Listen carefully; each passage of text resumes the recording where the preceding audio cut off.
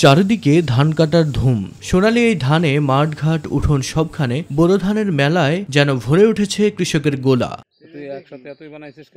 নড়াইলে এবছর 50,290 হেক্টর জমিতে বোরো ধানের বাম্পার ফলনে কৃষাণীদের চোখে মুখে খুশির জোয়ার। নতুন ধানের যে ঘ্রাণ এটাকে আমাকে বিমোহিত করে, আমাকে মোহিত করে, আনন্দিত করে। আমি অত্যন্ত খুশি। এলএমই সার্টিফাইড বিশ্বসেরা কপারে তৈরি ওয়ালটন কেবলস, যা আপনার স্থাপনাকে রাখবে সব সময় নিরাপদ। এই ধানটা খুবই ভালো এবং ভালো ফলন পাইছি ইনশাআল্লাহ। ফলন খুব ভালো আছে।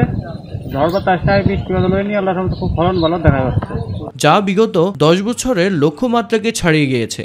সময় মতো সার এবং ওষুধ দিয়েছি এবং আমার ধানের বাম্পার ফলন হয়েছে। মাড়াই করে এখন ধান গোছগাছ করতেছি, এবারে ধানের ফসল খুব ভালো।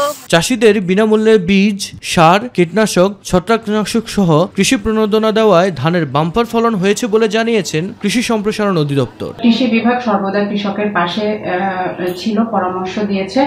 আবহাওয়া অনুকূলে থাকায় এবছর ফলন খুব ভালো হয়েছে। সময় মতো কৃষক বিভিন্ন কৃষি উপকরণ, বীজ, সার এবং সেচের পানি সঠিকভাবে ব্যবহার করার জন্য ধানের উৎপাদনটা বেড়ে গিয়েছে। কৃষি প্রণোদনার পাশাপাশি সহজ ও সুলভ চাষাবাদে আগ্রহী করতে সরকারের পৃষ্ঠপোষকতার বিকল্প নেই বলে মনে করেন বিশ্লেষকরা।